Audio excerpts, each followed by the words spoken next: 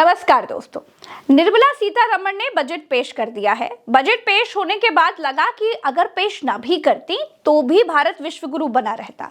जिस बजट में कुछ था ही नहीं उसे 85 मिनट तक पेश करने के लिए अब निर्मला सीतारमण को बुध बाजार से मंगाकर एक इनाम तो जरूर दे देना चाहिए। भाजपा को मालूम था कि उसका बजट कोई नहीं सुनेगा, इसी के लिए सारे भाजपा के लोगों को बजट सुनने के आदेश दिए गए थे। योगी आदित्यनाथ से लेकर योगी टाइप के भाजपा नेता सब बजट सुन रहे थे। यहां तक कि राजस्थान के मुख्यमंत्री तो बजट को नोट कर रहे थे। यह बजट कंपनियों द्वारा और कंपनियों के लिए चल रही सरकार का बजट था। निर्मला सीतारमण के बजट से आम आदमी के बजट का कोई लेना देना ही नहीं था। गरीबों के लिए कुछ नहीं है, किसानों के लिए कुछ नहीं है, युवाओं के लिए कुछ नहीं है। अगर है भी तो हाईटेक किसानों के लिए और अमीर छात्रों के लिए। समाज के कमजोर वर्गों के लिए बजट में कुछ भी नहीं था। कुल मिलाकर के दोस्तों, ये बजट निर्मला सीतारमण को नहीं मोदी जी को पेश करना चाहिए था। जानते हैं क्यों? क्योंकि जब फेंकना ही था तो प्रधानमंत्री निर्मला ताई से अच्छा फेंक सकते हैं भाई। बजट इतना घटिया था कि निर्मला सीतारमण के बगल में मौजूद भाजपा सांसद जमाइयां ले रहे थे। ये देखिए, अपनी आंखों से देखिए।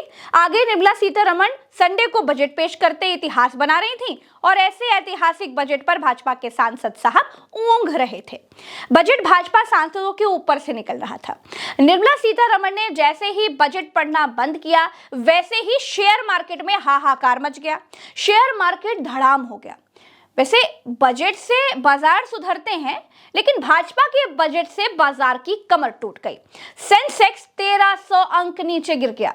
सोने चांदी की कीमतें जमीन चाट गई। चांदी 25,000 रुपए गिर गई। पिछले 2 दिनों में चांदी लगभग 1.5 लाख रुपए प्रति किलो गिर गई है।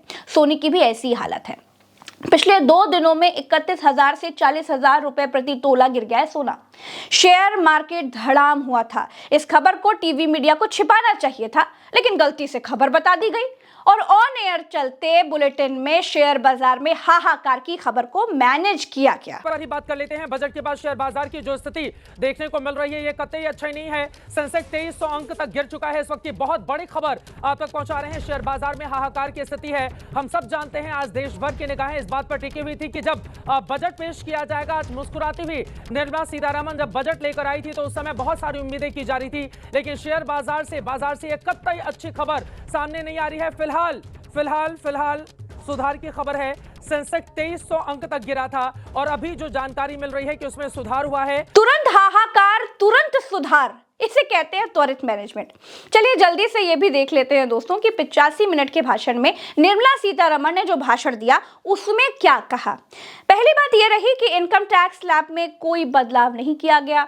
अगर आप सिविलियन जहाज बनाते हैं तो पार्ट्स के लिए मटेरियल इंपोर्ट पर अब टैक्स नहीं लगेगा। अगर आप माइक्रोवेव और ओवन बनाते हैं तो माइक्रोवेव ओवन बनाने के पार्ट्स इंपोर्ट करने पर छूट मिलेगी, यानी कि माइक्रोवेव सस्ता होगा।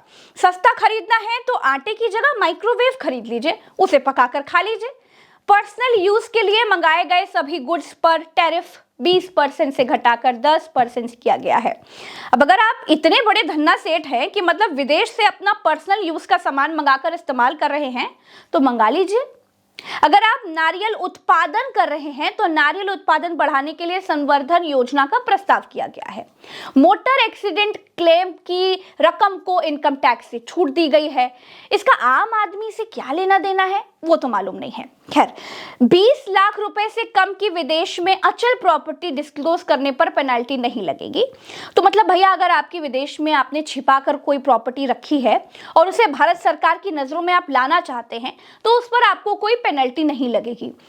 अगर आपकी विदेश में प्रॉपर्टी है तो ये बजट बिल्कुल आपका है, वरना ये धन्ना सेठों की सरकार का धन्ना सेठों के लिए ही बनाया गया बजट है बस। पूर्वोत्तर के 5 राज्यों में बौद्ध सर्किट बनाए जाएंगे।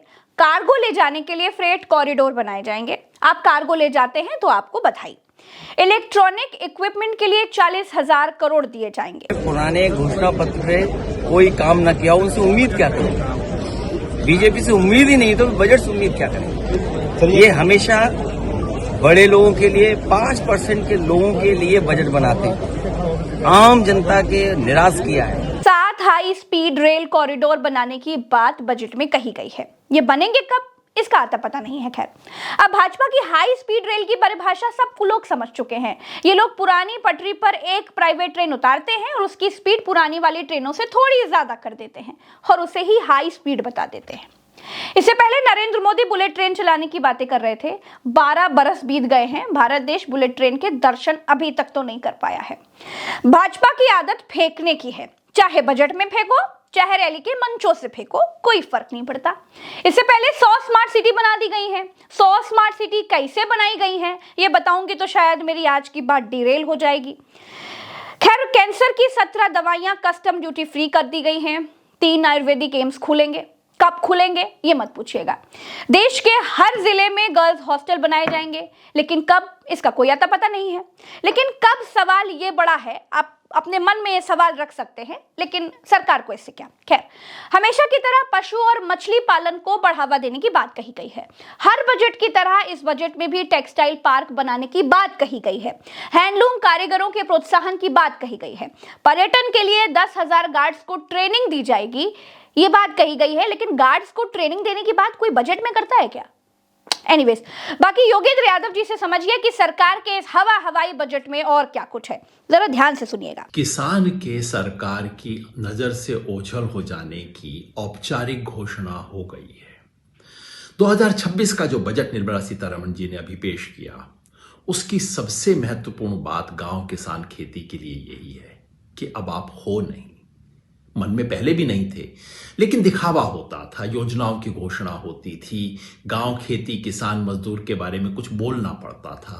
इस बार वो भी खत्म कर दिया गया है।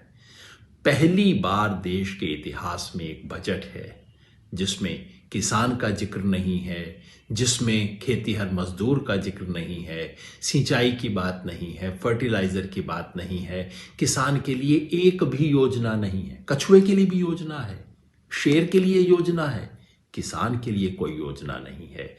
जिक्र आता है अगर किसान का शब्दों में, तो किसके साथ? दिव्यांग के साथ, मेंटली चैलेंज लोगों के साथ। ये जो बेचारों की कैटेगरी है, अब वो है किसान। किसान इस देश के भविष्य का हिस्सा नहीं है।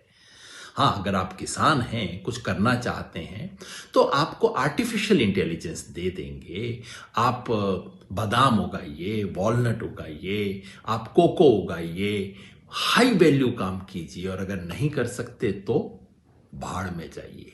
ये है संदेश निर्मला सीतारमण जी का और इस सरकार का किसान के लिए और ग्रामीण भारत के लिए। Middle class, lower middle class और गरीब परिवारों से आने वाले छात्रों को उम्मीद थी कि शायद बजट में कोई नई स्कॉलरशिप स्कीम की घोषणा जरूर की जाएगी, लेकिन नहीं हुई। सॉरी, गरीबों के लिए नहीं, अमीरों के बच्चों के लिए इंतजाम जरूर किए गए हैं।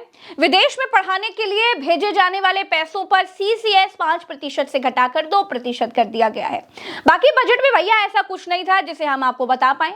बेहद रूटीन बजट था। शायद इतिहास का पहला ऐसा बजट है जिसमें आम नागरिकों के लिए कुछ है ही नहीं, गृहिणियों के लिए कुछ है ही नहीं। आपके लिए एक खबर और है कि कॉमर्शियल सिलेंडर 50 रुपए और महंगा कर दिया गया है।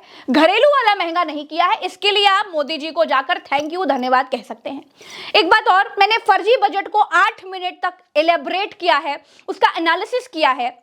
और दोस्तों, जो मैं शुरुआत में ये कहकर एक लाइन में बता सकती थी कि भैया बजट में कुछ भी नहीं है, लेकिन फिर भी मैं 8-10 मिनट तक बोलती रही, इस पर्याप्य पर आपको एनालिसिस करती रही। आप लोग मुझे प्रोत्साहित करिए, चैनल को सब्सक्राइब कीजिए, ज्वाइन बटन को दबाकर हमारे चैनल को ज्वाइन करिए। ये छोटा सा अनुरोध है, ये सच्चा अनुरोध है। अगर ये अनुरोध आप मानते हैं तभी स्वतंत्र पत्रकारिता जीवित रह सकती है। दोस्तों देखिए, हमें कोई फंड वंड नहीं करता है, हमारे CEO, डायरेक्टर, मालिक वगैरह सब आप ही लोग हैं। इसीलिए ध्यान रखिएगा, सब्सक्राइब कीजिएगा, हमें सपोर्ट कीजिएगा। चलते हैं, राम राम, दुआ सलाम, जय हिंद। बाकी बजट पर आप क्या कहना चाहते हैं कमेंट में बताइएगा।